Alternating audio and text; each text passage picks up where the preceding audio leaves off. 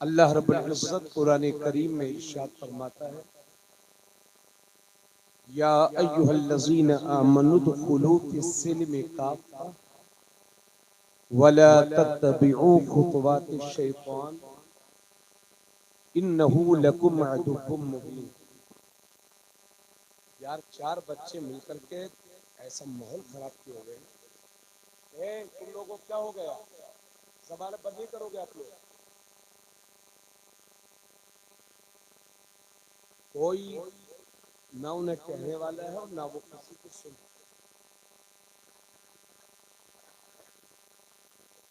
हम मत बोलना आप लोग, कितने बच्चे हैं आप लोग, घर को अपने घर जाओ, चलो इधर आओ।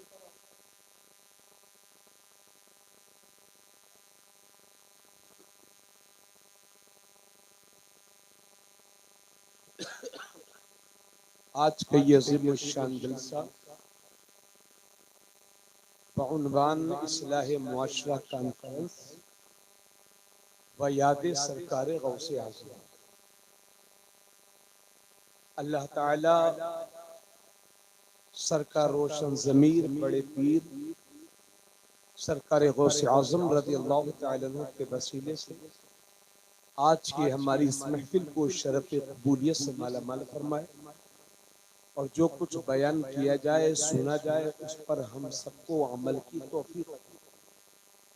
हमारे सारे हजरात जो यहाँ पर तशरीफ लाए हैं और हमारी माँ बहनें जो बड़ी खामोशी के साथ पर्दे के साथ घरों के दरवाजों पर तशरीफ फरमा है, अल्लाह ताला सैयदा फातिमा ज़हरा के वास्ते से उनकी तमाम जायज़ तमन्नाओं मुरादों को पूरा करें।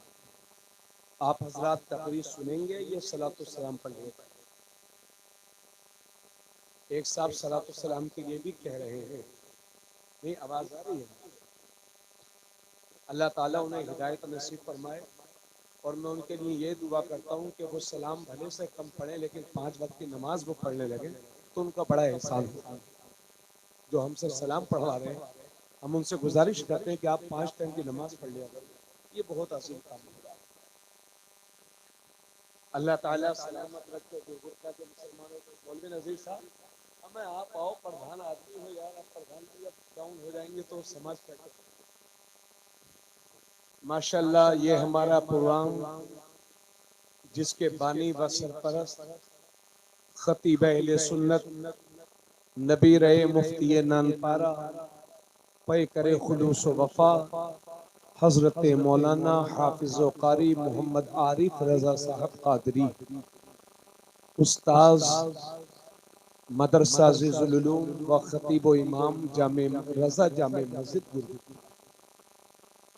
और जामे मस्जिद कमेटी के तमाम बुजुर्गों को, नौजवानों को, अरकान को और मस्जिद से मोहब्बत करने वाले तमाम मुसलमानों को मैं इस जलसे की मुबारकबाद पेश करता हूँ और दुआ करता हूँ अल्लाह पाक इस जलसे को हम सब के लिए इस्लाह का जरिया बनाए और हमारे माँ बाप की मग़फ़िरत का और हम सब के गुनाहों की बख्शिश का जरिया बनाए। अल्लाह ताला आप सबको सलामत रखे। देखिए कभी कभार जलसे होते हैं, उसमें टाइम दिया कीजिए, मालूम नहीं जिंदगी की शाम कब हो जाए, इसलिए अल्लाह ने जो सांसें दी हैं इन्हें अल्लाह के जिक्र में खर्च करें, है ना। आज जिस गौसे पाक का हम जश्न मना रहे हैं, उन गौसे पाक के खादिम फरमाते हैं कि मैंने 40 साल सरकार गौसे आजम की खिदमत की है, मैंने देखा कि आपने 40 साल तक ईशा के वुजू से फजर की नमाज अदा कराई। बोलो सुभान अल्लाह, है ना। 40 साल तक, तो जाहिर सी बात है वो ईशा की नमाज पढ़ने के बाद अल्लाह अल्लाह करते होंगे, तभी ना फजर की नमाज पढ़ते होंगे। इस सोचने का कोई सवाल ही नहीं होता और दुनियावी बातों का भी कोई सवाल नहीं होता। तो जाहिर सी बात है वो इबादत किया करते, तो उनके नाम पर हमने जश्न मनाया है, तो हमारी भी जिम्मेदारी बनती है कि थोड़ा सा वक्त दीन के लिए भी दें, है ना। और हम ये नहीं देखेंगे कि आप लोग कम हैं। हमें वहाबियों की 1 दर्जन जमात लोग एक आदमी को गुमराह करने जाती है, तो हम इतने लोगों पर तवज्जो नहीं करेंगे। अल्लाह ताला सबको सलामत रखे।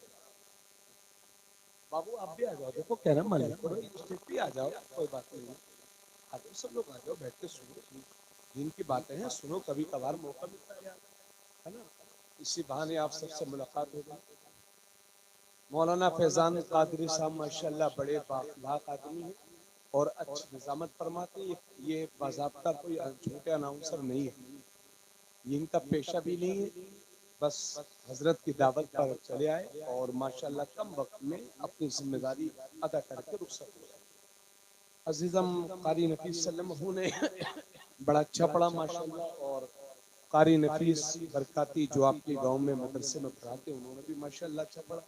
हमसे पेशतर अपने हमारी जमात के नौजवान खतीब आलिम दीन आलिम ज़ीशान हजरत अल्लामा ज़ियाउल मुस्तफ़ा साहब क़िबला मुहद्दिस कबीर के खलीफा नबीर मुफ्ती नानपारा हजरत मौलाना मुफ्ती मोहम्मद खालिद रज़ा कादरी साहब, उनका आपने खिताब किया, सुना। अल्लाह ताला उनकी बातों पर हम सबको अमल की तौफीक बख्शे। कोई एक साहब इन बच्चों के पास जाकर के बैठ जाएंगे तो बड़ा अच्छा लगेगा। हाँ, और बच्चों को बिगाड़ा न करो, है ना, उनके हर शौक को पूरा न किया करो, उन्हें जिद्दी न बनाया करो। बचपन से ये सिखाया करो, बेटे मस्जिद में जाके नहीं बोलते, मिलाद शरीफ में जाके नहीं बोलते, कहीं लड़ते नहीं झगड़ते नहीं, ये बचपन ही से आप इस चीज की तालीम दें।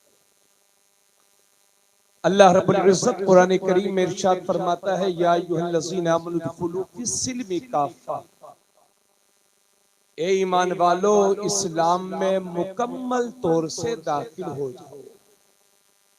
वला तत्तबिउ खुतवाति शैतान, और शैतान के पीछे पीछे ना चलो, शैतान की पैरवी ना करो।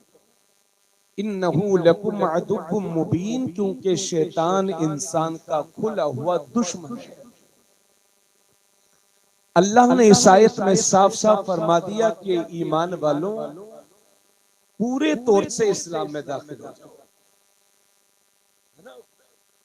इसको आप गौर से सुनिए। अरे भाई, जब आदमी कलमा पढ़ लेता है तो कलमा पढ़ लेता है तो वो मुसलमान हो जाता है। जो अल्लाह की तौहीद और हुजूर की रिसालत का इकरार करे जबान से भी और दिल से भी, उसे ही मुसलमान कहते हैं। तो अल्लाह पहले ईमान वाला भी फरमा रहा है और उसके बाद फरमा रहा है इस्लाम में मुकम्मल तौर से दाखिल हो जाओ। हालांकि हम तो पहले ही कलमा पढ़ के इस्लाम में दाखिल हो चुके थे, फिर भी अल्लाह फरमा रहा है ए ईमान वालों इस्लाम में मुकम्मल तौर से दाखिल हो जाओ। इसको समझने के लिए ये हमारे हाथ में इस वक्त आप गिलास देखते हैं, ये फूल की एक पंखड़ी मेरे हाथ में, मैंने ये पंखड़ी इस गिलास में दाखिल है ना, ये पंखड़ी गिलास में दाखिल हो गई, मगर ये दाखिल होना इतना कमजोर है कि मैं जब चाहूं इसको निकाल लूं, निकल गई। आपने गिलास में पंखड़ी दाखिल की, उसके बाद आप जब चाहें हाथ निकाल कर बाहर कर, और इसी गिलास में आप पानी ले लीजिए, फिर उस पानी में कलर मिला दीजिए, रंग मिला दीजिए, फिर रंग को पानी से जुदा करने की कोशिश करिए। वल्लाह सुम्मा वल्लाह, न रंग पानी से जुदा हो सकता है, न पानी रंग से जुदा हो सकता है। बस यही मेरा अल्लाह आपसे चाहता है कि इस्लामी ए मुसलमानों, इस्लामी रंग में ऐसे रंग जाओ कि दुनिया की कोई ताकत तुमसे इस्लामी रंग न उतार सके। जरा एक नारा लगाओ जोरदार।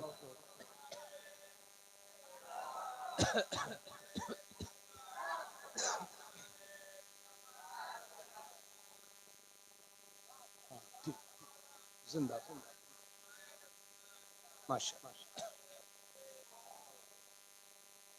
बस यही अल्लाह आपसे चाहता है कि इस्लाम में ऐसे दाखिल हो जाओ कि दुनिया की कोई ताकत तुमसे इस्लामी रंग, इधर तवज्जो करिए, मुझे बार बार डिस्टर्ब ना कीजिए, थोड़ा सा वक्त की कदर करिए, बहुत कीमती वक्त है, रात का वक्त है, आप सुनिए मेरी बात, है ना। इस्लाम, ए मुसलमानों, इस्लामी रंग में ऐसे रंग जाओ कि दुनिया की कोई ताकत तुमसे इस्लामी रंग न उतार सके।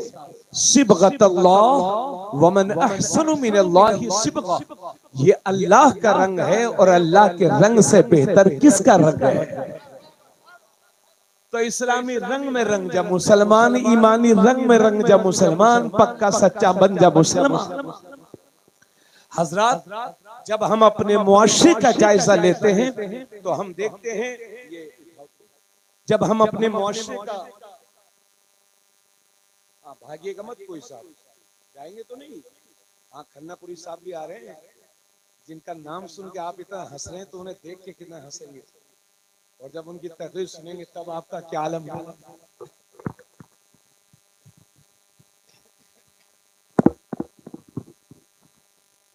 जब हम अपने मुआशरे का जायजा लेते हैं, देखिए पूरी बात तवज्जो से, जब हम अपने मुआशरे का जायजा लेते हैं तो मियां हम सिर्फ नाम के मुसलमान रह गए,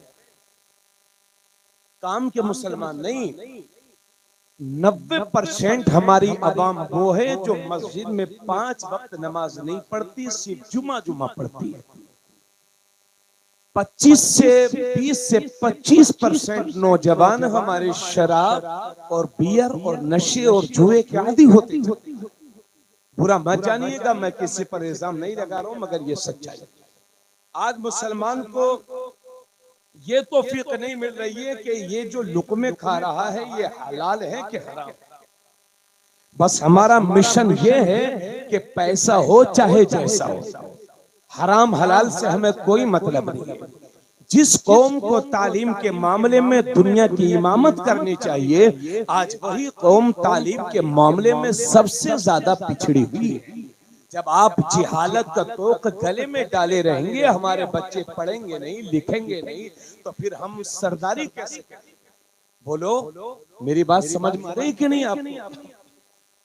हजरात गिरामी, तो हमें तो दुनिया की इमामत करनी चाहिए, मगर सबसे ज्यादा पिछड़े हुए तालीम के मामले में हम हैं। और तो और जिस चेहरे पर सुन्नते रसूल होना चाहिए, है ना, हमने अपने चेहरों से दाढ़ियां मुंडा करके हुजूर सल्लल्लाहु अलैहि वसल्लम की सुन्नत की तौहीन की। आप बुरा मत मानिएगा, मगर बुरा भी मानेंगे तो कोई हर्ज नहीं है। आज आपको बुरा लगे तो कोई मुश्किल नहीं, कल कयामत के दिन कहीं ऐसा ना हो कि कब्र में पहुंचे, हुजूर चेहरा देख के मुंह फेर ले। उस दिन से बेहतर है कि आज ही बात को समझ करके उस पर अमल करना शुरू कर दो। और हजरात, हमारे घमंड का आलम यह है, तकब्बुर का आलम यह है कि हमने छोटी छोटी बातों को अपने घमंड और तकब्बुर के लिए इस्तेमाल किया है। जैसा कि आज आलम यह है हमारी समाज का, हमारे दरमियान नफरतें इतनी हो गई हैं कि एक मुसलमान दूसरे मुसलमान को सलाम तक करने के लिए तैयार नहीं है। अगर किसी का गुरगुट्टा में 2 मंजिला मकान बन गया है तो वो किसी को सलाम नहीं करता। अगर कोई 100 बीघा जमीन जोत रहा है, 100 बीघा जमीन का किसान है, आवाज साफ कर दो, तो वो ये समझता है कि मैं इस बस्ती का बहुत बड़ा सेठ हूं, बाकी ये जितने लोग हैं सारे गरीब लोग हैं, मेरे सामने इनकी हैसियत क्या है, मैं इनकी बातों पर अमल नहीं करूंगा। ये आजकल के मुसलमानों का मामला है। अब जरा आप गौर फरमाएं, एक बार अल्लाह के नबी सल्लल्लाहु अलैहि वसल्लम, आवाज बढ़ा दीजिए, इसको बंद कर दीजिए बस। एक बार अल्लाह के नबी सल्लल्लाहु अलैहि वसल्लम तशरीफ फरमा है और सहाबा किराम का मजमा लगा हुआ है। अल्लाह के नबी फरमाते हैं, ए मेरे सहाबा, क्या वो चीज तुम्हें ना बताऊं कि जिस पर तुम अमल कर लो तो तुम में आपस में मोहब्बतें पैदा हो जाएं, तुम एक दूसरे से प्यार करने लगो। तो सहाबा अर्ज करते हैं, या रसूल अल्लाह, जरूर बताएं वो बात कि जिस पर हम अमल कर लें तो हम में आपस में मोहब्बतें पैदा हो जाएं। तो अल्लाह के नबी सल्लल्लाहु अलैहि वसल्लम फरमाते हैं, ए लोगो, ए मेरे सहाबा, अगर आपस में मोहब्बतें चाहते हो तो एक दूसरे को सलाम किया करो। सुभान अल्लाह, सुभान अल्लाह। तो ये सलाम मोहब्बतों का जरिया है, ये सलाम मोहब्बतों को फैलाता है, ये सलाम नफरतों को खत्म करता है, ये सलाम घमंड से बचाता है। मगर हाय अफसोस, जिस सलाम को मेरे नबी ने मोहब्बतों का जरिया बनाया था, आज हमने अपनी अनानियत की वजह से उस सलाम को घमंड की अलामत बना लिया है, तकब्बुर की अलामत बना लिया है। अगर गुरगुट्टा में किसी का 2 मंजिल मकान बन रहा है तो वो ये समझता है कि मैं यहाँ का सबसे बड़ा आदमी हूँ, सब लोगों को चाहिए कि मुझे सलाम करें। अगर कोई छोटे से मास्टर हो गए हैं, ये छोटे मोटे डॉक्टर हो गए हैं, ये छोटे मोटे मौलाना साहब हो गए हैं, तो मौलवी साहब भी ये समझ रहे हैं कि जो कुछ हूं मैं हूं, मेरे आगे कोई नहीं है, तो सब लोग मुझे सलाम करें। डॉक्टर ये समझता है मैं पढ़ा लिखा हूं, बाकी सब जाहिल हैं, तो सबको चाहिए कि मुझे सलाम करें। कार में बैठने वाला ये समझता है कि मोटरसाइकिल वाले को चाहिए कि मुझे सलाम करे, क्योंकि मैं बड़ी सवारी में बैठा हूं। जबकि मेरे नबी फरमाते हैं कि जो बेहतर सवारी पे चल रहा हो उसे चाहिए कि कमतर सवारी वाले को सलाम करे। मतलब यह है जो कार से जा रहा हो उसे चाहिए कि मोटरसाइकिल वाले को सलाम करे, मोटरसाइकिल वाले को चाहिए कि साइकिल वाले को सलाम करे, साइकिल वाले को चाहिए कि उस बेचारे को सलाम करे कि जिसके पास साइकिल भी नहीं है, और छोटे को चाहिए कि बड़े को सलाम करे, शागिर्द को चाहिए कि उस्ताद को सलाम करे, मुक्तदी को चाहिए कि इमाम को सलाम करे। मगर हाय अफसोस, जिस सलाम को मेरे नबी ने मोहब्बतों का जरिया बनाया था, आज हमने उसे अपने घमंड के लिए इस्तेमाल किया है, तकब्बुर के लिए इस्तेमाल किया है। यही वजह है, एक बार सहाबा किराम का मजमा है, सहाबा पूछते हैं या रसूल अल्लाह, जब 2 मुसलमान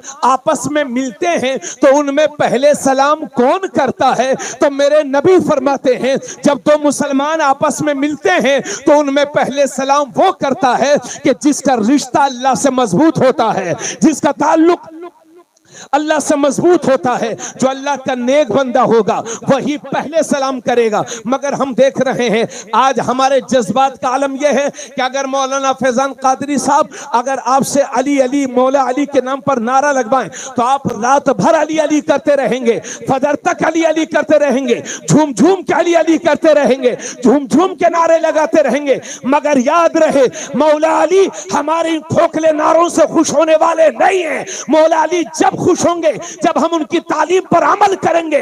वही मौला अली फरमाते हैं कि मुनाफिक है वो जो इंतजार करे कि लोग मुझे सलाम करें, और मोमिन है वो जो बढ़ करके पहले अपने भाई को सलाम।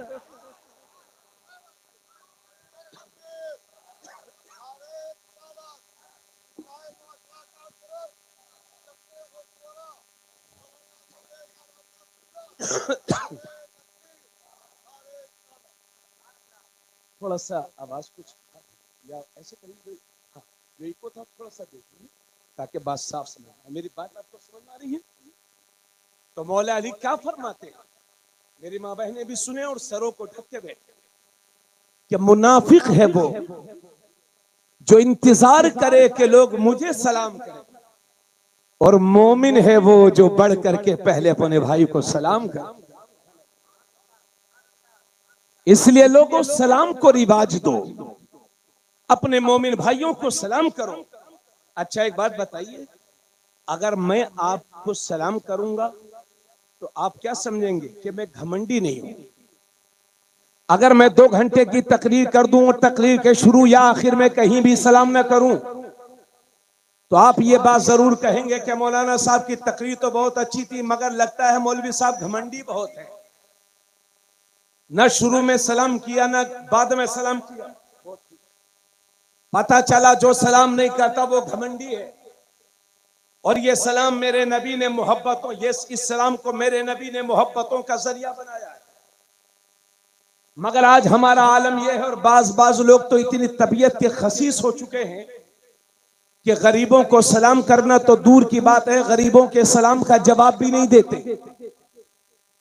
बोलो, अल्लाह के नबी सल्लल्लाहु तआला अलैहि वसल्लम फरमाते हैं, मन तमस्सक बिसुन्नती इंद फसाद उम्मती फलहु अज्रु मियति शहीद। आका करीम सल्लल्लाहु अलैहि वसल्लम फरमाते हैं, जिसने मेरी उम्मत के फसाद के वक्त, मेरी उम्मत के बिगाड़ के वक्त, जिसने मेरी किसी मुर्दा सुन्नत को जिंदा किया, यानी ऐसी सुन्नत को जिंदा किया कि जिस पर अमल करना लोगों ने छोड़ दिया हो, तो हुजूर फरमाते हैं अल्लाह उसे 100 शहीदों का सवाब अता फरमाएगा। हुजूर की सुन्नतों को जिंदा करने वाले के लिए 100 शहीदों का सवाब। तो ये लोगों, इस सलाम अपने भाइयों को सलाम करो। बस बहुत ठीक बोल रहा, जज़ाकल्लाह, बहुत अच्छा मैं क्या। अपने मोमिन भाइयों को सलाम करो, क्योंकि सलाम से मोहब्बत होती है। अच्छा भाईजान, एक बात बताइए, अगर आपको कोई सलाम करता हो, कोई आदमी, आपका क्या नाम भाई? आपका नाम? जुम्मन अली। जुम्मे के दिन पैदा हुए थे? कोई बात नहीं है, अच्छे दिन पैदा हुए थे माशाल्लाह। जुम्मा भी सारे दिनों का सरदार है माशाल्लाह, और आपके चेहरे में दाढ़ी थी माशाल्लाह। अल्लाह सलाम। तो जुम्मन भाई हमारे तशरीफ फरमाए। और फैजान साहब, मैं जुम्मन भाई से कहूँ कि मौलाना फैजान पहला जगह मुझे मिले थे, तुम्हारी बहुत बुराई कर रहे थे, बहुत बड़े दुश्मन है तुम्हारे मौलाना फैजान साहब। तो जुम्मन भाई कहेंगे, हजरत क्या बात करते हैं, वो तो हमें जब भी मिलते हैं हमें सलाम करते हैं। पता चला सलाम करने वाला दुश्मन नहीं होता। तो ये लोगों, नबी की सुन्नतों को जिंदा करो। और इस गुरगट्टा में, गुरगुट्टा की सरजमीन पर ऐसे बहुत सारे घर होंगे कि जिन्हें गरीबी की शिकायत है, जो ये कहते हैं कि कमाते बहुत हैं लेकिन घर में बरकत नहीं। तो सीखो, आओ अपने नबी से। एक सहाबी मेरे नबी की बारगाह में हाजिर होते हैं, अर्ज करते हैं, या रसूल अल्लाह सल्लल्लाहु अलैहि वसल्लम, गरीबी से बहुत परेशान हूं। अल्लाह के नबी फरमाते हैं, सब्र करो। वो सहाबी चले गए। कुछ दिन के बाद फिर हाजिर होते हैं, या रसूल अल्लाह, सब्र का पैमाना लबरेज हो गया है, औरतें परेशान हैं, जवान परेशान हैं, बच्चे परेशान हैं। या रसूल अल्लाह, घर में कई दिन से चूल्हा नहीं जला है। या रसूल अल्लाह सल्लल्लाहु अलैहि वसल्लम, इस गरीबी का कोई हल फरमाए। तो मेरे नबी फरमाते हैं, ए मेरे सहाबी, अगर यही हाल है तो एक काम किया करो, जब शाम को घर आया करो तो एक बार सलाम कर लिया करो और 3 बार कुल हुवल्लाह शरीफ पढ़ लिया करो। अल्लाह तेरी गरीबी को खत्म फरमा देगा। अल्लाह तेरी गरीबी को खत्म फरमा देगा।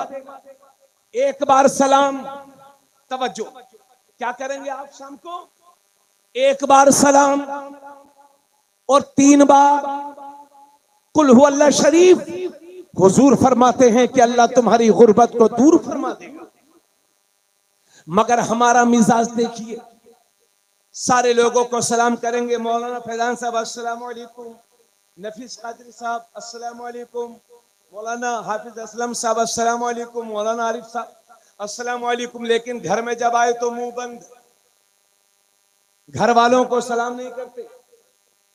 जबकि हदीस शरीफ से साबित है कि जब मेरे नबी सल्लल्लाहु अलैहि वसल्लम बच्चों के पास से गुजरा करते थे तो बच्चों को भी सलाम किया करते।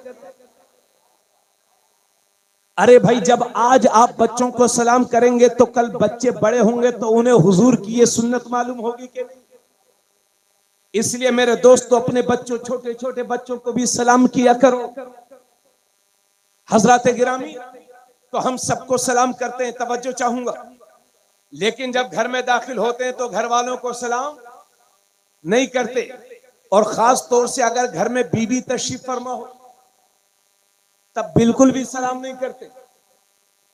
हाँ, घर में सलाम नहीं करते। जबकि मेरे नबी ने हजरत अनस से फरमाया था, बेटा अनस, जब घर में दाखिल हुआ करो तो घर वालों को सलाम किया करो, क्योंकि सलाम की बरकतें अल्लाह तुझे भी अता फरमाएगा, तेरे घर वालों को भी अता फरमाएगा। बोलो सुभान अल्लाह। मगर जब हम घर में दाखिल होते हैं तो घर वालों को सलाम नहीं करते। और अगर किसी दीनदार लड़के की शादी हो जाए, उसकी नई नई शादी हो और वो अपनी बीवी को सलाम कर ले और उसकी माँ को पता चल जाए तो पूरे मोहल्ले की औरतों के साथ मीटिंग शुरू। अरे लो बहनी, हमारे भैये को दे दो, देखो जुम्मा जुम्मा 8 दिन हुआ है, अपनी बीवी को सलाम कर रहा। लो बहनी, हमारा भैया तो हमारे हसन।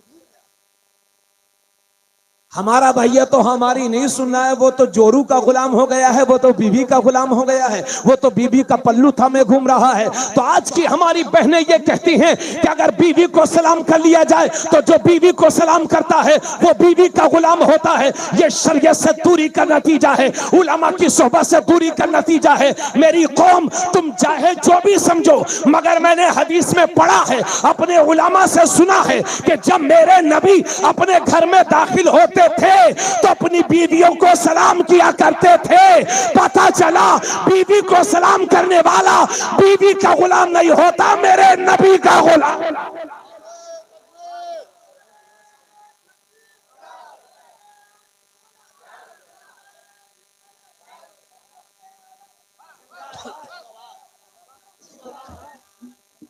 जिंदा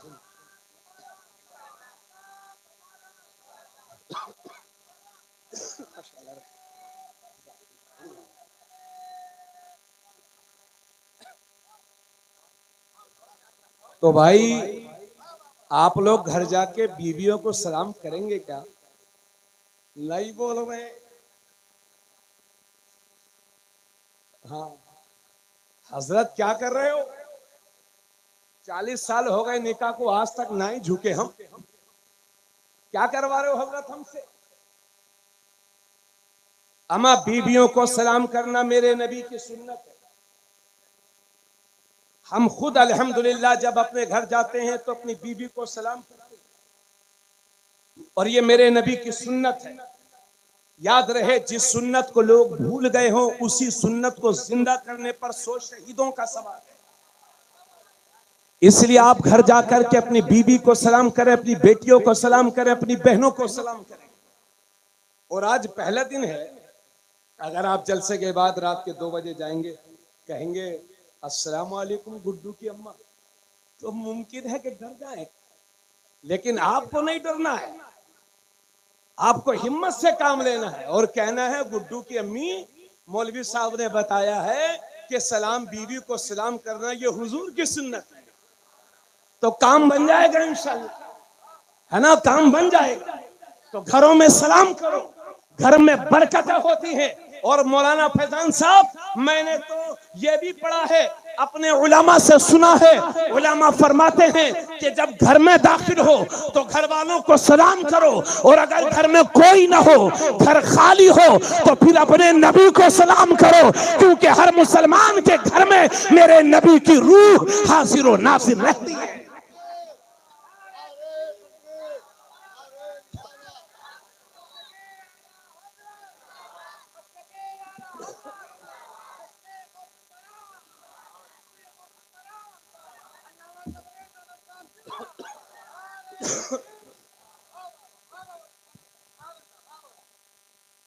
अगर घर में कोई न हो तो आप क्या करेंगे? वाह वाह वाह, सुभान अल्लाह। अस्सलातु वस्सलामु अलैका या रसूल अल्लाह। ठीक है भाई, अस्सलामु अलैकुम या रसूल अल्लाह। आपको ये घर में अगर कोई न हो तब भी सलाम करना, तो इस सलाम को आम करो, सलाम को फैलाओ। मगर हाय रे मुसलमान, इस्लाह मुआशरा कॉन्फ्रेंस कर रहे हैं हमारे अजीज मौलाना आरिफ रजा कादरी सल्लम, माशाल्लाह, ये तो बहुत बड़े दादा की पोते हैं। क्या कहना है साहब इनके दादा का? लाखों लोगों को नमाजी बना दिया, लाखों लोगों को सुन्नियत के रास्ते पर मजबूती के साथ गामिज़न कर दिया। वो मुफ्ती नानपारा कि जिन्होंने मदरसा अज़ीज़ुल उलूम कायम करके इस पूरे खित्ते पर एहसान अजीम फरमाया। आज इस लखीमपुर और जिला बहराइच की कोई बस्ती ऐसी नहीं होगी मुसलमानों की जहां अज़ीज़ुल उलूम के फारिग बच्चे ना पाए जाते हो। अल्लाह का शुक्र है, जब ये यहाँ जामे मस्जिद में लेकिन पता चला कि आप तशरीफ लाते हैं तो हमें बड़ी खुशी हुई।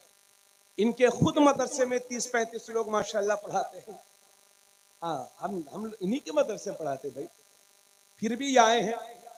तो याद रखिए, पहली बात तो यह है कि हम लोगों को अच्छे लोग उलमा मिलते नहीं है, कम मिलते हैं, और जब मिलते हैं तो हम उनकी कदर नहीं करते।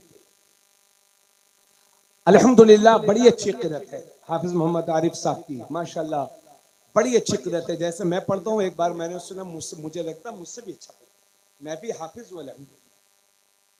बोलो सुभान अल्लाह। तो बात आगे बढ़ाई जाए तो हमारी सबसे बड़ी प्रॉब्लम क्या है, हम एहसास कमतरी का शिकार हो गए हैं। यही वजह है कि अगर हमारा बच्चा स्कूल से आए पढ़ करके, गौर से सुनिएगा, तो स्कूल से पढ़ करके जब वो स्कूल जाता है हमारा बच्चा, तो कहता अस्सलाम वालेकुम दादा, अस्सलाम वालेकुम दादी। तो दादी कहते वालेकुम अस्सलाम, जीते रहो जीते रहो, कोई ज्यादा खुशी नहीं। और जब स्कूल से वापस आया और बच्चे ने कहा दादा गुड आफ्टरनून, अम्मा मियाँ दादा उछल पड़े, मेरा पोता इतना बड़ा इंग्लिश में, लगता है कि ट्रम्प का दामाद बनेगा।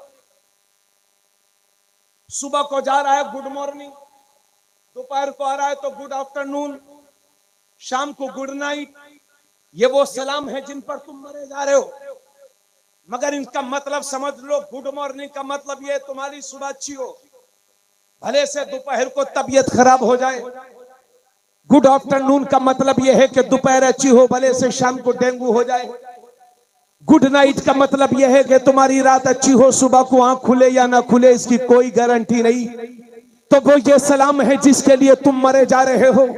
मगर वाहरे इस्लाम तेरा सलाम, अस्सलामु अलैकुम व रहमतुल्लाहि व बरकातुहू, तुम पर अल्लाह की सलामती हो, अल्लाह की रहमतें नाजिल हो, अल्लाह की बरकतें नाजिल हो। घर में रहो तो सलामत रहो, बाहर रहो तो सलामत रहो, घर में रहो तो रहमत बरसती रहे, बाहर रहो तो भी रहमत बरसती रहे। वाह वाह वाह, सुभान अल्लाह सुभान अल्लाह, वाह वाह वाह, सुभान अल्लाह। इसलिए मैं कहता हूं, मैंने मुल्क के बहुत सारे सूबों में और शहरों में तकरीरें कर कर के लोगों को ये बताने की कोशिश की है कि लोगों अपने बच्चों को पढ़ाओ सब कुछ, मगर उन्हें दीनी तरबियत जरूर दीजिए। आप इंजीनियर बनाइए, डॉक्टर बनाइए, मास्टर बनाइए, मगर कहिए मास्टर साहब जब घर आओ तो गुड आफ्टरनून न करना, गुड मॉर्निंग नहीं करना, घर आओ तो अस्सलाम वालेकुम व रहमतुल्लाह कहना। भाई बात समझ में आ रही है? तो मेरे नबी ने इरशाद फरमाया, एक बार सलाम और 3 बार कुल हु अल्लाह शरीफ, अल्लाह उसके घर से गुर्बत का खात्मा फरमा देगा, उसके घर में बरकतों का नुज़ूल फरमाएगा। तवज्जो दीजिए मेरी बात पर। तो एक बार कुल हु अल्लाह शरीफ कोई मामूली चीज है? कुल हु अल्लाह, अल्लाह के नबी सल्लल्लाहु अलैहि वसल्लम ने एक मौके पर फरमाया, ए लोगों, जिस तरह से लोहे को जंग लग जाती है, इसी तरह से इन दिलों को भी जंग लग जाती है। ये दिल भी मैले हो जाते हैं, ये दिल भी गंदे हो जाते हैं। तो साहबा किराम ने अर्ज़ किया, या रसूल अल्लाह, दिलों की गंदगी दूर कैसे होगी? दिल कैसे साफ होंगे? दिल कैसे रोशन होंगे? तो अल्लाह के नबी फरमाते हैं, मेरे सहाबा, अगर दिलों को रोशन करना चाहते हो तो कसरत के साथ मौत को याद किया करो और कुरान करीम की तिलावत किया करो। कुरान की तिलावत और मौत को हमेशा याद रखना, यह ऐसी चीज है कि जिससे दिलों की गंदगी खत्म होती है। इसलिए लोगों कुरान पढ़ो। हदीस शरीफ में है कि जिस घर में सुबह सुबह कुरान नहीं पढ़ा जाता, उस घर में सुबह ही को अजाब के फरिश्ते नाजिल हो जाते हैं। और जिस घर में सुबह को कुरान की तिलावत होती है, उस घर में सुबह ही को रहमत के फरिश्ते नाजिल हो जाते हैं। और मैंने एक हदीस में यह भी पढ़ा है कि जो मुसलमान कुरान की चंद आयतें पढ़कर के सोता है, तो अल्लाह उसकी हिफाजत के लिए फरिश्तों को मुकर्रर फरमा देता है। और वो फरिश्ते जब तक वो बंदा सोता रहता है, हर मूजी जानवर से उस बंदे की हिफाजत करता है वो फरिश्ता। और जब वो उठता है तो वो फरिश्ता चला जाता है। तो ये लोगों कुरान पढ़ो, कुरान से रिश्ता मजबूत करो, कुरान के आमिल बनो और कुरान को सिर्फ पढ़ो नहीं बल्कि उस पर अमल करके उसमें गौर फिक्र करो। अब तवज्जो फरमाएं, कुरान की बहुत छोटी सी सूरह है, कुल हुवल्लाहु अहद अल्लाहु समद लम यलिद वलम यूलद वलम यकुल लहू कुफुवन अहद। इसका तर्जमा भी सुन लो।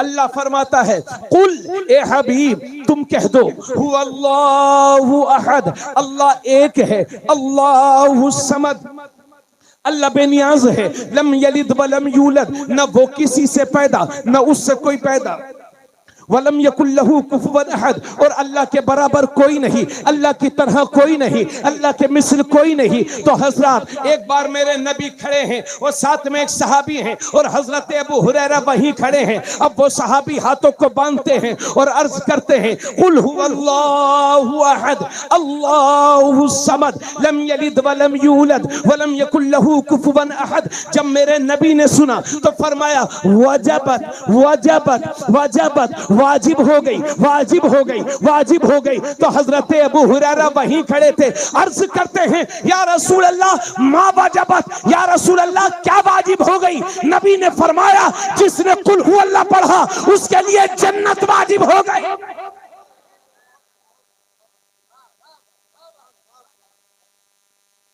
एक बार कुल हु अल्लाह शरीफ का ये सवाब, बात समझ में आई? इसी वजह से ये बुखारी शरीफ की हदीस है।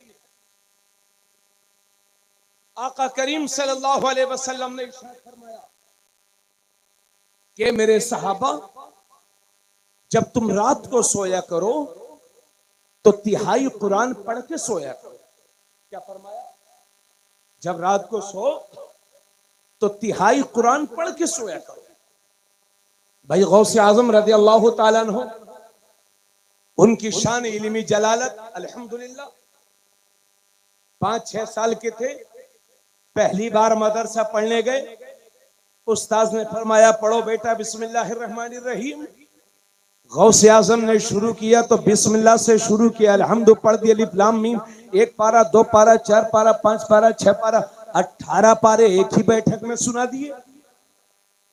तो उस्ताद मुस्कुरा के बोले, बेटा अब्दुल कादिर पढ़ने आए हो कि पढ़ाने आए हो? क्लास लेने आए हो कि क्लास देने आए हो? सीखने आए हो कि सिखाने आए हो? बेटा ये 18 पारे तुमको कहां से याद हो गए? तो हम सबके बड़े पीर कहते हैं, उस्ताद से मोहतरम मामला ये है कि मेरी माँ 18 पारों की हाफिजा थी और जब मैं अपनी माँ के पेट में था तो मेरी माँ कुरान की तिलावत भी काम भी करती थी और कुरान का दौर भी किया करती थी और अब्दुल कादिर उसे याद करता चला जाता था। और मैंने गौसे पाक के हवाले से पढ़ा है कि आखिरी उम्र के 15 साल मेरे गौस के ऐसे गुजरे हैं कि एक पैर का सहारा लेकर के खड़े हो जाते थे और रुकू में तब जाते थे जब पूरा कुरान करीम तिलावत करके खत्म कर लिया करते थे। तो ये लोगों, कुरान से रिश्ता जोड़ो, कुरान से रिश्ता मजबूत करो। हजरत गिरामी, तो मेरे नबी ने, बेटे बेटे चुप जाओ अल्लाह के वास्ते, ऐसा मत करो, बहुत समझाया जा रहा है। अभी हमारे तरफ होते रामपुर मुरादाबाद में तो 2-4 खींच दिए जाते थे, बहुत जलाली होते हैं उधर के लोग, बहराइच वालों की तरह बर्दाश्त नहीं करते। खैर बर्दाश्त करना चाहिए, मैं आप हजरात के साथ हूं। अल्लाह के नबी सल्लल्लाहु अलैहि वसल्लम फरमाते हैं, पहलवान और बहादुर वो नहीं है जो दूसरे पहलवान को मैदान में शिकस्त दे दे, बल्कि बहादुर और पहलवान वो है जो गुस्से के वक्त में अपने आप को कंट्रोल में रखे। इसलिए मेरे भाइयों, गुस्से पर कंट्रोल करो।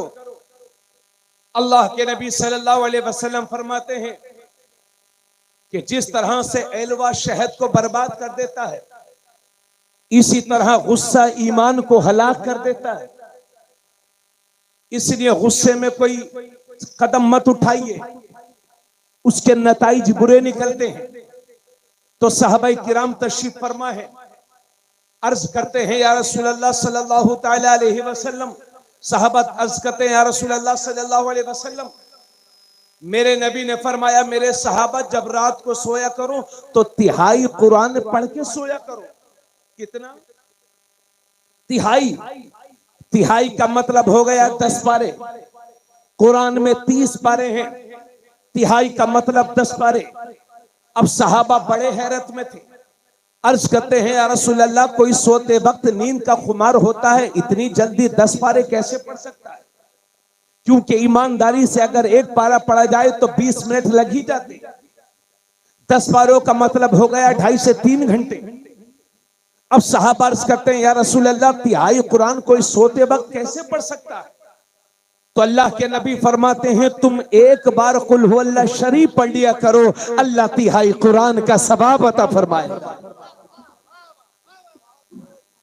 इसी हदीस की रोशनी में उलमा फरमाते हैं कि जो शख्स 3 बार कुल हुवल्लाह शरीफ पढ़ लेता है, अल्लाह उसे एक कुरान की तिलावत का सवाब अता फरमाता है। तो भाई कुल हुवल्लाह शरीफ तो सबको याद है ना? क्यों भाई बोलो? तो सारे हजरात रात में कुल हुवल्लाह शरीफ पढ़ के सोया करें, 3 बार पढ़ा करें कुल हुवल्लाह शरीफ, और बाबा से बुलंद पढ़ दिया करें, और अपने बच्चों से कह दिया करें, जब मैं कुल हुवल्लाह पढ़ूं तो आप लोग खामोश हो। मुश्किल से 3 मिनट लगेंगे। अरे हुजूरे वाला, थोड़ा सा करम फरमाओ, बैठ के सुन लो यार, तो आप लोग भी तवज्जो चाहूंगा। तो कुरान करीम से रिश्ता मजबूत करो, और एक काम आप हजरात को और करना होगा। देखिए, सिर्फ कुरान पढ़ते रहना और उसको ना समझना, ये बहुत कमाल की बात नहीं है। इसलिए आप रमजान शरीफ में कुरान 5 के बजाय 2 पढ़ो। मगर आला हजरत अज़ीमुल बरकत ने कुरान का उर्दू में तर्जमा कर दिया, उसका नाम है कंजुल ईमान। उसको अपने घर लाओ, खुद उसका उर्दू में मतलब भी समझा करो, तर्जमा भी पढ़ा करो, तफसीर भी पढ़ा करो, तभी तो आपको समझ में आ जाएगा कि कुरान में लिखा क्या है।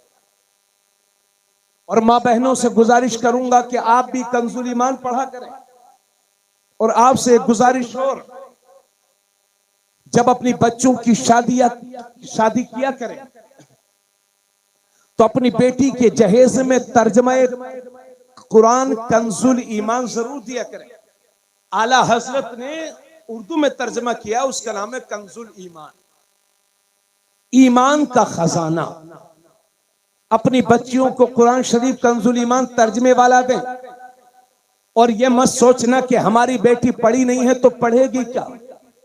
आज कुरान भेज दो, आज कुरान भेज दो, इंशाअल्लाह कुरान की बरकत से अल्लाह उसी घर में पढ़ने वालों को भी पैदा फरमा देगा।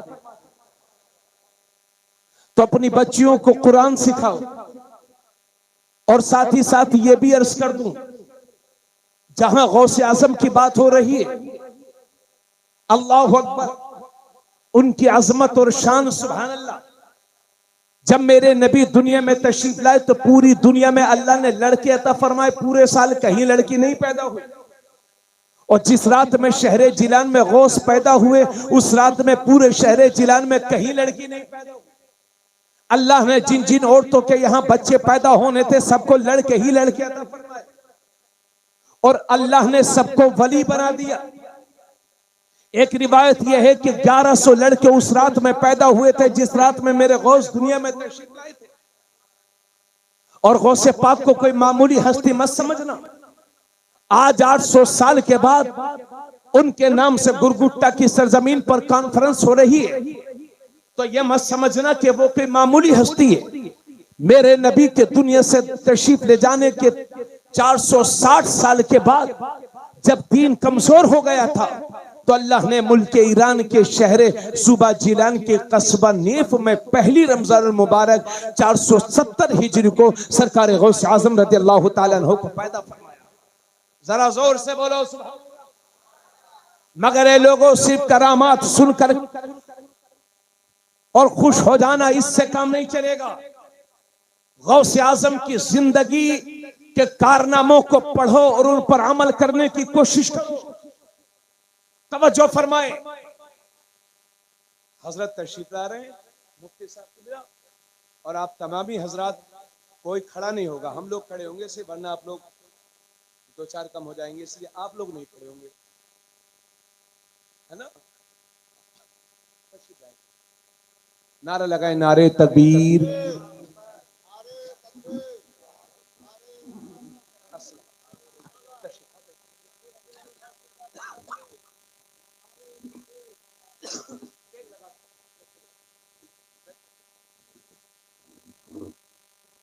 अब आ गए ना आप हजरत, हजरत ही का तो इंतजार कर रहे थे, हजरत को बताओ भाई, हजरत का इंतजार कर रहे थे ना सब लोग। हाँ माशाल्लाह माशाल्लाह, वाइज़े बेमिसाल और खतीब ज़ीशान, उस्ताजुल उलमा, पैकर खुलूस व वफा, हजरत अल्लामा अशाह मुफ्ती मोहम्मद रफीक साहब कादरी खन्नापुरी, सदरुल मुदर्रिसीन, यादगार मुफ्ती नानपारा, मदरसा अज़ीज़ुल उलूम, कस्बा नानपारा, जिला बहराइच शरीफ। बोलो सुभान अल्लाह। पूरी जिंदगी अल्हम्दुलिल्लाह हजरत ने तकरीरें की, अरसा दराज तक खराब रोडों से सफर किए, गांव गांव पहुंच करके लोगों को दीन की बातें बताई। इसके बारे में आप भी जानते हो, ना कोई नखरे, ना कोई ज्यादा फरमाइश है ना। कहीं कहीं लोगों ने बहुत इज्जत की तो कहीं कहीं तकलीफें भी दी, वो भी बर्दाश्त की। अल्लाह रब्बुल इज्जत ने उन्हें वो मकाम अता फरमाया है कि परदेशी नहीं बल्कि मुल्क के बहुत सारे कोने कोने से लोग उन्हें जाना और पहचाना करते हैं। अल्लाह पाक हजरत की उम्र में खूब खूब बरकतें अता फरमाए। तो थोड़ी देर मेरी तकरीर आप और सुनिए, है ना। मैं क्या कह रहा था आपसे, मैं ये कह रहा था कि इस्लाम में मुकम्मल तौर से दाखिल। अब आइए जरा थोड़ी देर सरकार गौस पाक की बात कर लें और उनकी इबादत की बात करें, फिर इंशाअल्लाह अपनी तरफ तवज्जो करेंगे। तो वो हमारे गौस 18 साल की उम्र में बगदाद शरीफ पढ़ने के लिए चले गए, और जब आप पढ़ने के लिए गए थे तो आपकी मां की उम्र 78 बरस थी, क्योंकि जब आप पैदा हुए थे तो आपकी मां की उम्र 60 बरस थी, और 60 बरस की उम्र में औरतें इस लायक नहीं रह जाती उमूमी तौर पर कि किसी बच्चे को जन्म दे सके। मगर मेरे गौस पैदा हुए तो मां की उम्र 60 बरस, और जब बगदाद शरीफ पढ़ने के लिए जा रहे हैं तो मां की उम्र 78 साल। उस वक्त आपकी मां, आपके वालिद साहब भी नहीं थे, आपके नाना जान भी नहीं थे। आपकी मां कहती हैं, आंखों में आंसू आ गए, फरमाते हैं बेटा अब्दुल कादिर, तेरी मां तुझे इजाजत तो देगी, मगर ये सोच के जाना कि तू मुझे आखिरी बार और मैं तुझे आखिरी बार देख रहे हैं, अब दोबारा देखना नसीब हो कि नहीं इसकी कोई गारंटी नहीं। और तारीख बताती है कि दोबारा गौसे आजम से उनकी मां की फिर मुलाकात ही नहीं हुई। गुरगुट्टा वालों, मैं आपसे पूछना चाहता हूं, क्या इल्म हासिल करने के सिलसिले में ये परेशानियां आप भी उठाते हो? 4 बच्चे हुए तो एक को सऊदिया भेज दिया, एक को मुंबई, एक को दिल्ली, एक को कलकत्ता, जाओ बेटे तुम कमा कमा के लाओ, तुम्हारे अब्बू आराम से बैठ करके खाएंगे। मशक्कत बर्दाश्त करो, दुश्वारियां बर्दाश्त करो, परेशानियां उठाओ, इसलिए कि आने वाला वक्त जिहालत का वक्त नहीं है, आने वाला वक्त इल्म का वक्त है। सत्ता की चाबियां उसी कौम के हाथ में होंगी जिस कौम के नौजवानों के हाथ कलम और किताब से सजे होंगे। इसलिए सोते रह गए तो दुनिया तुम्हें मिटाने की कोशिश करेगी, इसलिए बेदार हो जाओ, शादियों को निहायत सस्ती करो, जरूरत के मुताबिक घर बनाओ और अपनी हैसियत से बढ़ करके अपने बच्चों को पढ़ाओ और लिखाओ, इसलिए कि आने वाला वक्त इल्म का वक्त है। और ये भी याद रखना, दुनिया की सारी यूनिवर्सिटीज, दुनिया के सारे कॉलेजेस, दुनिया के सारे स्कूल्स ये डिग्री होल्डर बनाते हैं और कुरान बेहतरीन इंसान बनाता है। इसलिए सब कुछ पढ़ाइए मगर अपने बच्चों को कुरान करीम की तालीम जरूर दीजिए। वो गौसे आजम फरमाते हैं, इल्म हासिल करने के सिलसिले में जितनी परेशानियां अब्दुल कादिर ने उठाई हैं, अगर इतनी परेशानी किसी पहाड़ के सीने पर भी आ जाती तो पहाड़ का सीना भी फट जाता। सुनिए इधर तवज्जो से, फरमाते पहाड़ का सीना भी फट जाता। अल्लाह अकबर। 40-40 दिन तक न कुछ खाते थे न पीते थे। दरियाए दज्जला के किनारे जो सूखी रोटी टुकड़े पड़े रहते थे रोटियों के, उन्हें उठाकर तनावुल फरमाते थे और अपनी जरूरत पूरी किया। दरख्तों के पत्ते तनावुल फरमाकर वक्त गुजारी किया करते थे। पढ़ते रहे। अमा जो 18 पारों का हाफिज बन के पैदा हुआ हो, 18 साल की उम्र तक उसकी इल्मी जलाल का आलम क्या होगा। 26 साल की उम्र तक पढ़ते रहे। 8 साल बगदाद शरीफ में पढ़े और 26 साल की उम्र में जब फारिग हुए तो मुअर्रिखीन का इस बात पर इत्तिफाक है कि इस नीले आसमान के नीचे, इस जमीन के ऊपर बड़े पीर साहब से बड़ा आलिम दुनिया में कोई मौजूद नहीं था। लोगों मर्तबे ऐसे नहीं हासिल हो जाते। जिस गौस के नाम से हम पूरे महीने बिरयानी खाते हैं, वो गौस कई दिन तक भूखे प्यासे रहते थे। इसलिए लोगों नफ्स कुशी करो, नफ्स को मारो। नफ्स कहे सोता रहे, लेकिन हुजूर के फरमान को याद कर लो। हुजूर फरमाते हैं नमाज पढ़। नफ्स कहे कि हराम खा ले, हुजूर फरमाते हराम से बच।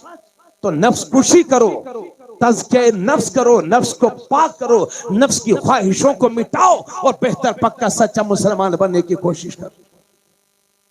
जब उन्होंने इतनी परेशानियां उठाई तो फिर उनकी कमालात भी देखिए, उनके मरातिब भी देखिए, उनका इल्मी और अमली मर्तबा भी देखिए। मेरे गौस फरमाते हैं अगर मेरी जबान पर शरीयत की लगाम ना होती तो मैं लोगों से यह भी बताता कि क्या खा करके आए हो, क्या पी करके आए हो। मेरे गौस फरमाते हैं ए लोगों, तुम मेरे सामने बिल्कुल शीशे की बोतल की तरह हो, जिसके अंदर कभी साफ दिखता है, जिसके बाहर कभी साफ दिखता है। मेरे गौस फरमाते हैं कि जिस तरह से यह आसमान जमीन पर साया किए हुए है, इसी तरह से अब्दुल कादिर का यह हाथ अपने मानने वालों के सरों पर है। मेरे गौस फरमाते हैं अगर मेरा चाहने वाला कोई पूरब से मुझे पुकारे और मैं पश्चिम में हूं तो पश्चिम से अपने चाहने वाले की मदद किया करता हूं। मेरे गौस फरमाते हैं कि मेरा अल्लाह से यह वादा है कि जब तक मेरा चाहने वाला, मेरा मुरीद तौबा नहीं कर लेगा, अल्लाह उसे मौत नहीं अता फरमाएगा। मेरे गौस फरमाते हैं अगर मेरा चाहने वाला जहन्नम में भी चला जाएगा तो अब्दुल कादिर के ये हाथ उसे जहन्नम से निकाल करके बाहर कर देगा।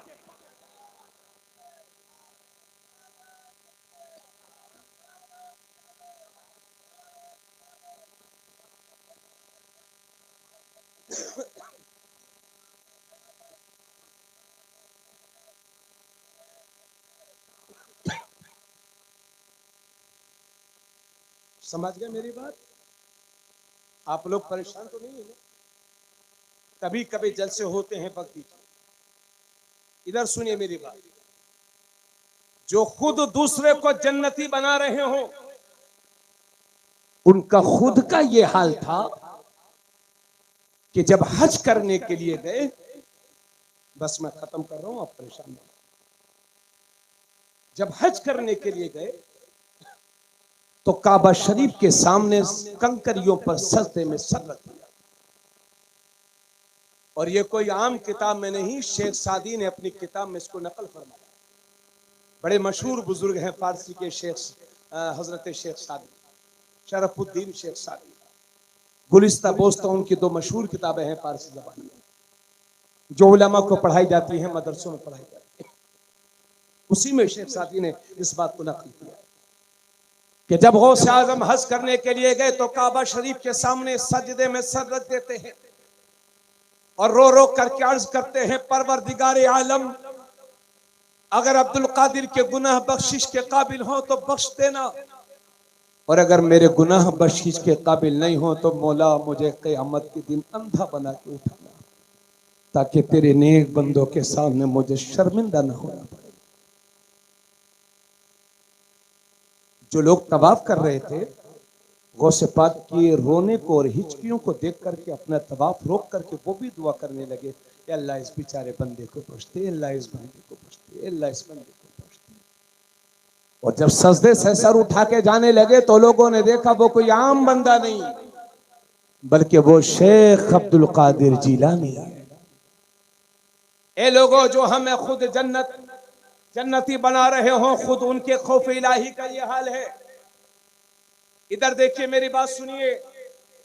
इसलिए मेरे भाई, ख्वाब गफलत से बेदार हो जाओ। मुझ जैसे खतीब, आप जैसे सुनने वाले इसी जमीन के नीचे हमसे ज्यादा आराम फरमा है। गुरगुट्टा में 100 साल पहले कौन कौन लोग रहते थे, आप उनका नाम तक नहीं जानते होंगे। दुनिया ऐसे ही हमें भूल जाएगी। अमा घर वाले भी 40वें तक याद रखते हैं, उसके बाद बरसी याद रही तो याद रही, वरना वो भी खत्म। बड़े बड़े अमीरों के महल सुने पड़े हुए हैं, जाकर देख लो नवाब नानपारा की कोठी। एक मिसाल और कितनी मिसालें हैं, नाम क्या क्या लूं। इसलिए इस चक्कर में मत रहिएगा कि अगर हम मर जाएंगे तो गुरगुट्टा का निजाम दरहम बरहम हो जाएगा। जी नहीं, अगर आप चले जाएंगे तो आपसे बेहतर लोगों को अल्लाह इस दुनिया में भेजेगा, आपके घर में भेजेगा। मगर कयामत के दिन जब नामे अमाल सामने होंगे तो तन्हा होंगे। इसलिए मेरे भाई और मेरी कौम के बुजुर्गों, जिन लोगों के चेहरों पर दाढ़ियां नहीं है, चेहरों पर सुन्नते मुस्तफा सजाओ। अमा बुढ़ापे में दाढ़ी मुंडाना अच्छा नहीं लगता। उस बूढ़े की इज्जत ज्यादा होती है जिसके चेहरे पर सुन्नते रसूल होती है। क्या हमारे चेहरे पर दाढ़ी है तो क्या हम लोग बदसूरत लगते हैं आपको? हमारी शादी नहीं हुई, ये जितने बच्चे बैठे माशाल्लाह, ये लोग आपको बुरे लग रहे हैं? अगर मेरे पास इल्म कितना होता लेकिन मेरे चेहरे पर दाढ़ी नहीं होती तो आप मेरी तकरीर नहीं सुनते। अगर मौलाना आरिफ साहब अल्लामा फहामा होते लेकिन चेहरे पर सुन्नत मुस्तफा नहीं होती तो आप नमाज नहीं पढ़ते इनके पीछे। इसलिए मैं गुजारिश करूंगा, ये बुजुर्गों, जिनकी 2-2 अंगुल है वो 4 अंगुल कर। जब 2 अंगुल में कोई परेशानी नहीं तो 4 अंगुल में क्या दिक्कत है? इसलिए दाढ़ी पूरी। बुजुर्गों, नौजवान, माशाल्लाह देखो वो नौजवान चेहरे पर दाढ़ी है। अभी हम परसों 20 उधर गए थे बरेली शरीफ साइड में 3 दिन पहले, तो हमने देखा एक नौजवान था 25 से 30 बरस का, और माशाल्लाह शानदार चेहरे पर दाढ़ी और खूबसूरत चेहरा। वो कोई मौलाना नहीं था। हम अपनी गाड़ी से निकल रहे थे, देखा था वो अपनी दुकान को बंद कर रहे तो दुकान को बढ़ाने की तैयारी कर, यानी गैरों में रह करके चेहरे पर सुन्नत मुस्तफा। और ये लोगों, याद रखो, मैं कभी कभी कहा करता हूं कि हमसे बेहतर दीन की तबलीग आप कर सकते हैं, क्योंकि हम तो मदरसे से चले मस्जिद पहुंचे, मस्जिद से अपने घर पहुंचे। इधर देख लीजिए, बातों में जहन मुंतशिर हो जाता, पूरी तवज्जो सुनिए, बस खत्म कर रहे तकरीर। मदरसे से मस्जिद पहुंचे, मस्जिद से घर पहुंचे, और घर से अपनी गाड़ी में बैठ करके मुसलमान के साथ प्रोग्राम में पहुंच गए। मुसलमानों से ने इस्तकबाल किया, मुसलमानों ने मुसाफा किया, मुसलमान ने ऐलान किया, मुसलमानों के दरमियान तकरीर कर रहा हूँ, मुसलमानों से वमाली ने ललबला कह करके फिर मुसलमानों में चला जाऊंगा, फिर मुसलमान के साथ बैठूंगा, फिर मुसलमानों में पहुंच जाऊंगा, सुबह को फिर मुसलमान में पहुंच जाऊंगा। समाज में आप रहते हो, दुनिया के दूसरे धर्म के लोगों के साथ बिजनेस में पार्टनरशिप आपकी है, दूसरे धर्म के लोगों के साथ खेतों में मजदूरी लोग करते हैं, मार्केट में दुकानें दूसरे धर्म वालों के साथ आपकी हैं। और याद रखिए, हमारी बदअमालियों के नतीजे में दूसरी कौमें हमसे इतनी बदजन हो गई है कि ना वो हमारा कुरान पढ़ती है ना हमारी हदीस पढ़ती है। वो हमें देखते हैं और इस्लाम को समझने की कोशिश करते हैं। इसलिए ख्वाब गफलत से बेदार हो जाओ। और मेरी कौम के नौजवानों, ये जिम्मेदारी तुम्हारे कांधों पर दे रहा हूं। तुम चलते फिरते इस्लाम बन जाओ, पक्के सच्चे मुसलमान बन जाओ, और चेहरे पर सुन्नत मुस्तफा सजाओ। और बातिल परस्तों से डरो नहीं, जो कहते हैं कि जिसके चेहरे पर दाढ़ी होती है वो आतंकवादी होता है। अरे भाई, अगर दाढ़ी में आतंकवाद है तो सबकी दाढ़ियों में होना चाहिए, ये मुसलमान ही की दाढ़ी में क्यों है? असल में दाढ़ी में आतंकवाद नहीं है, लोगों की खोपड़ियों में आतंकवाद घुसा हुआ है। इस आतंकवाद का हमें सीना सिपर होकर के मुकाबला करना है। ए मेरी कौम के नौजवानों, तुम चलते फिरते इस्लाम बन जाओ, ऐसे मुसलमान बन जाओ कि जब नमाज जोहर की आवाज आए अल्लाहु अकबर, तो सारे कामों को छोड़ करके मस्जिद का रास्ता ले लो, और जब बोलो तो सच बोलो, जब वादा करो तो उसे निभाओ, और शराब और नशे से ऐसे दूर हो जाओ कि दूसरी कौम की माएं अपने बच्चों से कहें कि बेटे तू किसी मुसलमान के बच्चे से दोस्ती कर ले ताकि तेरी नशे की आदत खत्म हो जाए। ऐसे पक्के सच्चे मुसलमान बन जाओ। जब बोलो तो सच बोलो, जब वादा करो तो निभाओ, जब चलो तो सुन्नतों के मुताबिक, पियो तो सुन्नतों के मुताबिक, तिजारत करो तो सुन्नतों के मुताबिक, शादी करो तो सुन्नतों के मुताबिक, वलीमा करो तो सुन्नतों के मुताबिक, तुम्हारा घर में रहना हो सुन्नतों के मुताबिक, समाज में रहना हो सुन्नतों के मुताबिक, ताकि दुनिया देख करके ये कहने पर मजबूर हो जाए कि जब नबी के गुलाम का यह आलम है तो इस गुलाम के इमाम का आलम क्या।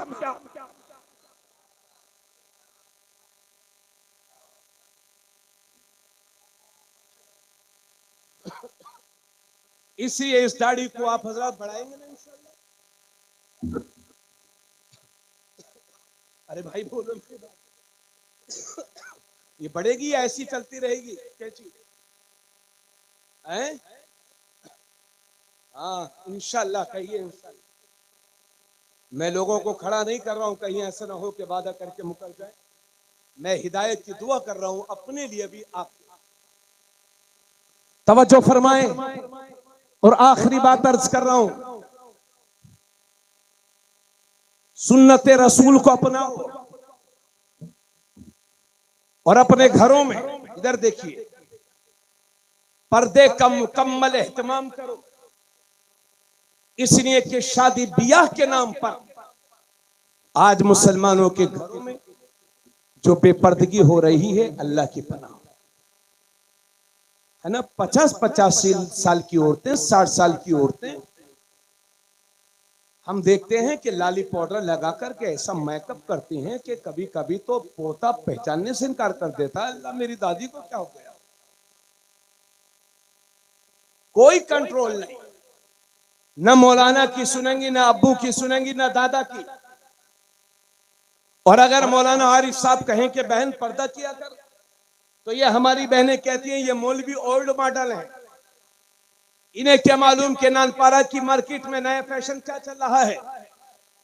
मेरी बहन, आपको मालूम होना चाहिए पिछले 3 साल से अपने मुल्क में हिजाब का मैटर चल रहा है, और 1 साल तक तो ऐसा था कि कोई अखबार ऐसा नहीं था जिस अखबार में जिस दिन हिजाब की खबरें न पाई जाती। हिजाब क्या है? हिजाब ये एक अरबिक लफ्ज है जिसका माना उर्दू में पर्दा होता है, और आजकल हिजाब उस छोटे से कपड़े को कहते हैं जिसे हमारी कौम की नौजवान बेटियां सरों पर रख लेती हैं, चेहरा खुरा रहता है और सर ढका रहता है, उसे हिजाब कहते हैं, हालांकि वो शरई हिजाब नहीं है। हमारी कौम की कुछ बेटियां कर्नाटक के स्कूल में पढ़ने जाती थी, वहीं से ये मैटर शुरू हुआ। शरपसंदों ने फसाद किया, मामला हाई कोर्ट तक पहुंचा और हाई कोर्ट से सुप्रीम कोर्ट तक पहुंचा, और स्कूलों के गेट पर बोर्ड लगा दिए गए। पूरी तवज्जो से सुनिए, स्कूल के गेट पर बोर्ड लगा दिए गए कि हमारे यहाँ हिजाब वाली बच्चियां नहीं पढ़ सकती, पर्दे वाली बच्चियां नहीं पढ़ सकती। हजरात, जिस वक्त ये हिजाब का मैटर बिल्कुल शबाब पर था, उसी वक्त मैं कर्नाटक गया था फरवरी सन 2023 में। तो मैंने कहा, वहां कुरान और हदीस की रोशनी में हिजाब पर 1.5 घंटा तकरीर की, और तकरीर करने के बाद मैंने वहां के मुसलमानों से कहा, ए मेरे भाई, शरीयत के इस नाजुक मसले पर तुम मजबूती के साथ इस नाजुक वक्त में मजबूती के साथ खड़े रहना, अल्लाह की रहमत तुम्हारी मदद करे। अल्लाह का शुक्र है, मैं इस साल जनवरी सन 2024 में मैं फिर कर्नाटक गया, तो मैंने देखा कि वहां विधानसभा इलेक्शन हो चुके हैं, सत्ता परिवर्तन हो चुका है, और जो कर्नाटक का मंत्री हिजाब के मैटर में सबसे ज्यादा नाटक कर रहा था, अल्लाह ने उसे इतना जलील फरमा दिया कि पूरे कर्नाटक में मुंह दिखाने के काबिल नहीं रह गया। और जिन स्कूलों के गेट पर लिखा हुआ था हमारे यहाँ पर्दे वाली बच्चियां नहीं पढ़ सकती, उन्हीं स्कूलों के गेट पर लिखा हुआ है हमारे यहाँ हिजाब वाली बच्चियां पढ़ सकती हैं, पर्दे वाली बच्चियां पढ़ सकती हैं। मेरी कौम, बस यही तो आपसे कहने आया हूं, हिम्मत ना हारो, गम ना खाओ, फिक्र ना करो, ये बादल हैं, छट जाएंगे। इस्लाम का उजाला सुबह क़यामत तक बाकी रहेगा। मेरी कौम, तू अपना रास्ता सीधा कर ले। अगर रास्ते में पत्थर भी होंगे तो अल्लाह मोम बना देगा, कांटे भी होंगे तो फूल बना। तुम अपने शरीयत पर मजबूती से अमल करो, खुदा की रहमत तुम्हारा साथ देगी। इसलिए 100 बातों की एक बात अपनी मां बहनों से गुजारिश करूंगा और आपसे गुजारिश करूंगा कि अपने घरों की औरतों को मज़ारात की हाजिरी मत लगवाया करो। ये जुमेरात जो पूरे इलाके के मज़ारों की मन्नतों का ठेका ले रखा है औरतों ने, इन्हें बचाओ।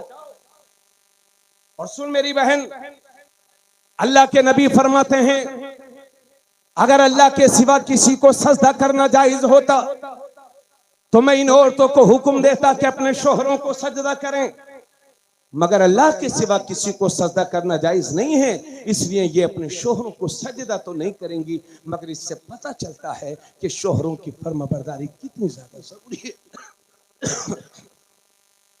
जब शोहरों की फर्माबरदारी नहीं होगी तभी बेअमली होगी। जब शोहरों की फरमानी नहीं होगी, जब औरतें नाफरमान होंगी, तभी बेपर्दगी भी होगी। इसलिए मसला भी सुन लीजिए, अगर आपके घर के दरवाजे पर मस्जिद है तो इस्लाम इजाजत नहीं देता कि ये औरतें मस्जिद में जाकर के नमाज अदा करें। जो इस्लाम घर के दरवाजे पर मस्जिद में जाने की इजाजत नहीं देता, वो इस्लाम इन्हें मज़ारों के चक्कर लगाने की इजाजत कैसे दे सकता है? पर्दे में रहे मेरी मां बहने, क्योंकि जब मां नेक होती है तभी तो बेटा भी नेक होता है। गौसे आजम के बारे में सुना नहीं, उनके वालिद साहब ने एक सेब खा लिया था तो उनके नाना ने कहा माफ कर दूंगा लेकिन मेरी लड़की से शादी कर लो, अंधी है, बहरी है, गूंगी है, लंगड़ी है, सब बता दिया।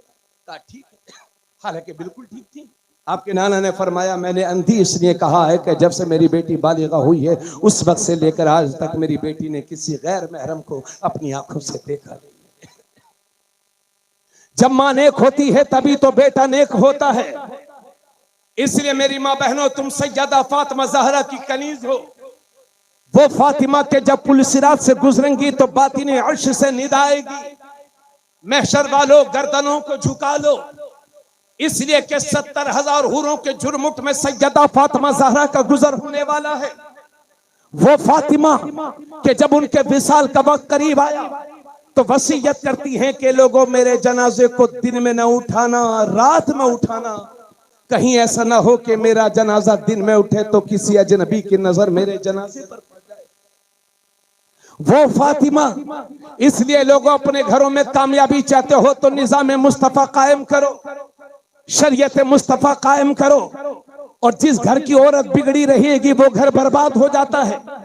जिस घर की औरत तकवे वाली परहेजगार वाली होती है उस घर का शौहर भी अच्छा होता है, बच्चे भी अच्छे होते हैं। मगर अजीब दौर आ गया है, हम देखते हैं अपनी माँ बहनों की बेसब्री का हाल। अगर किसी का घर इंतकाल हो गया किसी साहब का तो हम देखते हैं कि बेटी अलग रो रही है, माँ अलग रो रही है, बहन अलग रो रही है, पोती अलग रो रही है, बहू अलग रो रही है, और हाय तौबा मचाई हुई है, सीना खुला हुआ है, बाल खुले हुए हैं।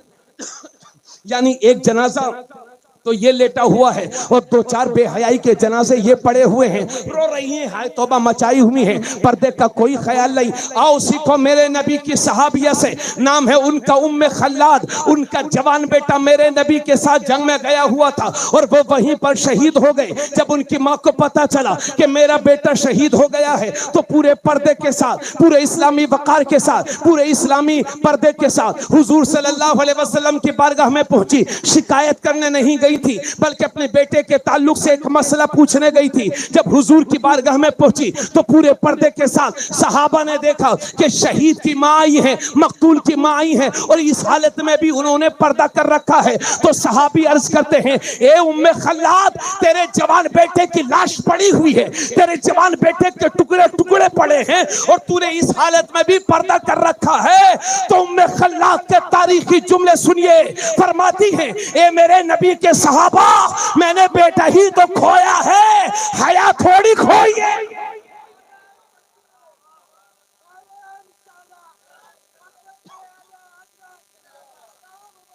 जिंदाबाद, जिंदा। पर्दा कराओ अपनी बहन बेटियों को। और ये जितने आधे पाजामे वाले हैं, इनसे बचिए। ये नासूर है, नासूर। चिपटी चिपटी बात नहीं करूंगा मैं, सीधे सीधे। यही हमारे उलमा अहले सुन्नत का तरीका है। और माशाअल्लाह हजरत तो हमारे ऐसा धोते हैं, हाँ, कि जिसको कुरान समझ में नहीं आता उसको हजरत समझा देते हैं। हाँ माशाअल्लाह। एक बार हमने सुना, बड़ा अच्छा लगा। मैं कभी कभी हजरत जाते तो कहता हूँ, हजरत वो वाला जरूर सुना दें। तो इन वहाबियों से बचो और बाबाओं से बचो, बाबाओं से। ये जो दुआ ताबीज के नाम पर धंधा बना रखा है ना, इन बाबाओं से भी बचो। और मियाँ अगर अमल खराब है तो ताबीज क्या, पूरा बाबा भी गले में लटका लोगे तो कोई फायदा होने वाला नहीं है। अगर आपको लगे कि हमारा घर बुरी नजर का शिकार हो गया है या घर में आसिबी खलल हो गया है, तो सूफिया फरमाते हैं कि अपने घर में खत्म कादरिया करवा दिया करो, अल्लाह खत्म कादरिया की बरकतों से सारी मुसीबतों को दूर फरमा दे। सुन्नियत पर मजबूती से कायम रहिए। मसला के आला हजरत, आज लोग कहते हैं ये रजा खानी है, हमें रजा खानी नहीं, हम सुन्नी बरेलवी मुसलमान। और सुन आधे पजामे के मौलवियों, तुम्हें अपने मौलवियों का इतना नाम नहीं है जितना हमारे इमाम अहमद रजा का याद है। पूरी वहाबियत की खटिया खड़ी बिस्तर गोल है इमाम अहमद रजा से, और वहाबियत का जीना जिसने दूबर कर दिया है उसका नाम है इमाम अहमद रजा। इसलिए रिश्ते करने से पहले ज्यादा लंबी चौड़ी बातें ना करो। अगर आज किसी की सुन्नियत को परखना हो तो उसके सामने इमाम अहमद रजा का जिक्र कर दो। अगर चेहरे पर खुशी के आसार जाहिर हो जाएं तो समझ जाओ कि वफादार मुस्तफा है, और चेहरा बिगड़ जाए तो समझ जाओ कि गद्दार मुस्तफा है।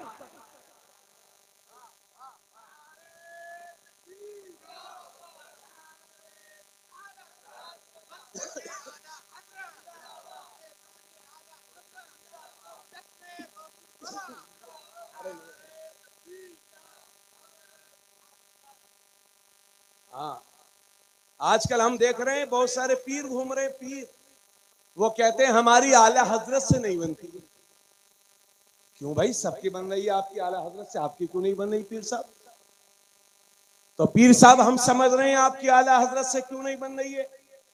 आला हजरत से पीर साहब की इसलिए नहीं बन रही है कि मसला कि आला हजरत में सिर्फ एक अंगूठी पहन सकते हैं और पीर साहब को 4 पहननी है, इसलिए आला हजरत से नहीं बन रही है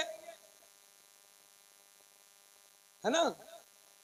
तुम्हारी आला हजरत से इसलिए नहीं बन रही है कि तुमको औरतों को सामने बिठा के उनसे हाथ पैर दबाने। अरे बोलो, गलत बोलो। याद रहे, किसी अगर पीर भी हो तो किसी औरत के लिए ये जायज नहीं है कि अपने पीर साहब के पैर दबाए।